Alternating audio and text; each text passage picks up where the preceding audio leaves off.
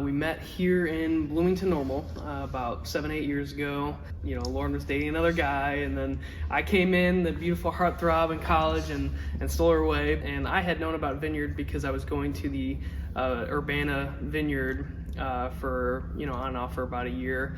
And so when Lauren told me about this couple coming to plant a church in Bloomington, a Vineyard of Bloomington, I was like, absolutely, great, I love Vineyard, let's do it. So we started dating right around the same time the church launched here in Bloomington. And we went through college, got married. I'm in the Army Reserve, and we came on staff here a couple years ago and have had a great time. And now we've got a son, Benjamin, and we're looking forward to the coming year, going down to South Carolina next month. I did not grow up a Christian.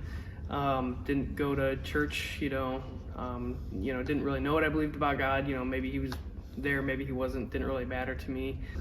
In high school, they started taking me to this, house group that they met at their house and some other people's house. And so we were doing that, and I really loved it, but still didn't take my faith really seriously. We were, there wasn't an experience there. There was some teaching there, which was really good for me foundationally, but there wasn't this, deep intimacy with the Lord. That he was just this like off in the distance type of thing, right? And so I think I would say I believe that there was a God and that I was supposed to be a good person and things like that. I never picked up my Bible. I probably never owned one.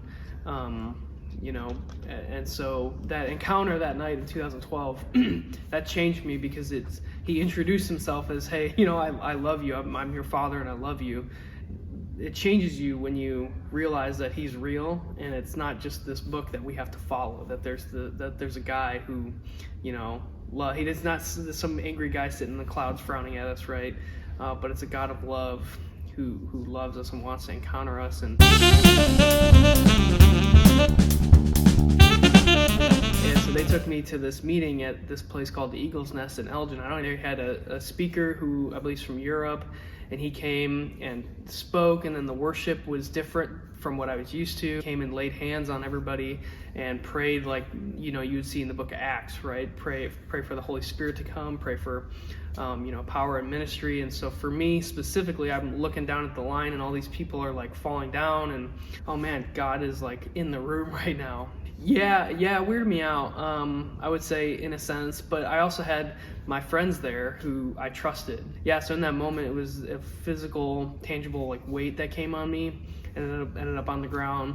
And it's happened. It doesn't happen to me often, and so it's kind of like a shaking moment for me at the time. Yeah, I wish it was a formula. I wish it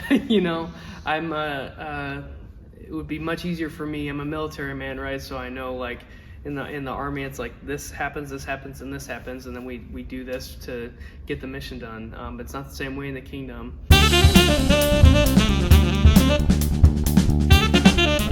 What really resonates in my spirit is deep worship that speaks biblical truth about the heart of God. And so that's one thing. Music is really important, but I also believe that the Lord's He's taught me in the last few years how you need to be able to worship me without music. And music is just an avenue of worship, right? Our daily lives are worship. What we do is worship for a living. How we handle our marriage is worship. How we do our work and all that stuff is all worship. When I sing to God, that's worship. But I also need to, I need to worship Him for who He is, not for the type of song that's on.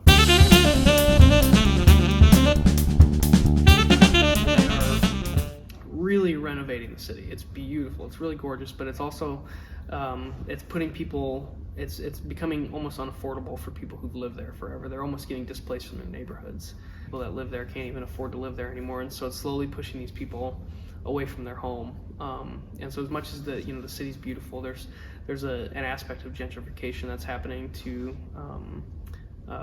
real people that are really struggling there, and just feeling God's heart for those people and starting to like anchor that into our hearts about this is as much as at one point it was God's vision, it's become our vision.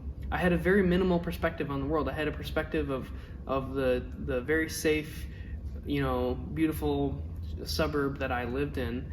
So everybody's perspective on life is going to be different, and so to put myself, or to put my situation, to try to answer people's questions with my situation, my backstory, my upbringing, to people who have totally different backgrounds doesn't make any sense. So we have to be really intentional about listening. I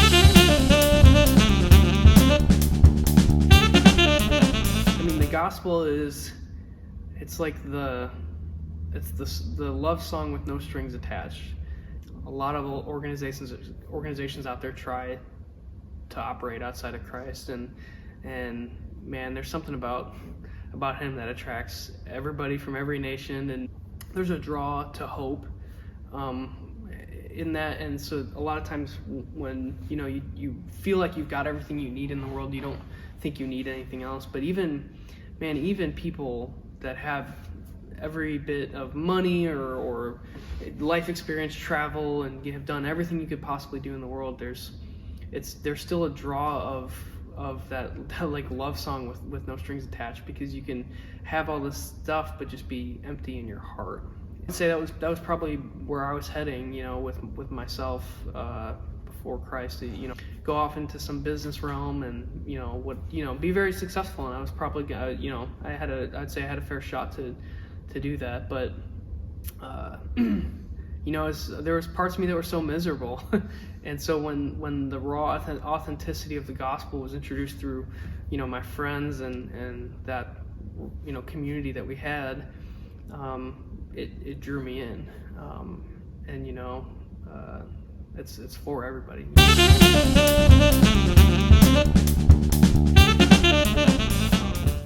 There's that overarching fear that I'm sure every church planner has, that, man, what if I go and this doesn't work?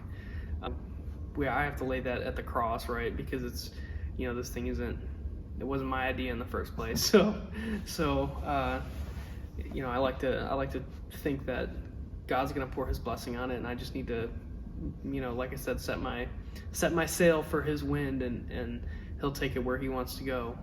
There's the fear of the unknown. I've lived in Illinois. I'll be 28 here in a couple months, and I've lived in Illinois for the last 28 years, so that's all I know. And so there's that fear. Lauren is from Atlanta, Georgia originally, and so she came here. I think she was 11 or 12 when she moved here, and so she's been here most of her life too. And so we both are going to brand new territory, and just again trusting that God's gonna take us where He's got planned. Because we had our plans, we had all the things that we wanted to do with our lives, and it didn't involve any of this. So we'll have to be extremely intentional about getting out and meeting people, and not just doing what we know. It's going to stretch us like we've never been stretched before.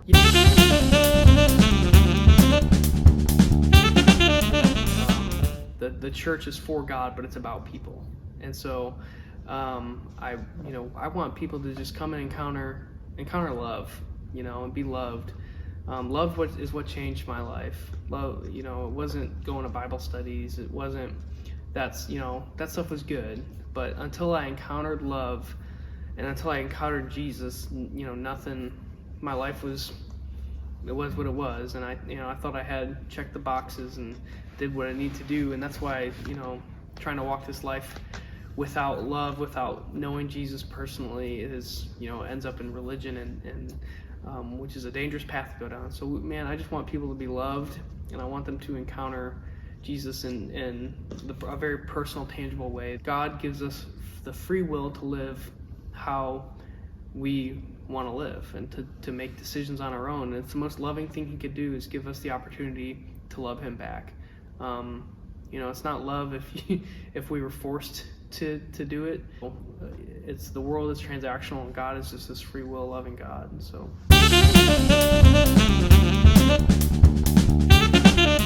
that aspect of family family that's really beautiful. Like if you walked into your mom and dad's house, you know, I know Kevin Dyke is gonna come give me a hug, right? Like I'm not getting away from that, and I love it. You know, I absolutely love it. We've the best small groups I've ever been in. We're here at this church, and I never imagined looking back like 4 or 5 years ago. It was like, man, I'm gonna be friends with these people. Like no, I didn't know a lot of them, you know, at that time, and so like I'm thinking back to the time we were sitting out there in that lobby talking about this for the very first time, you know, almost 2.5 years ago, and I can't believe how fast that time went by.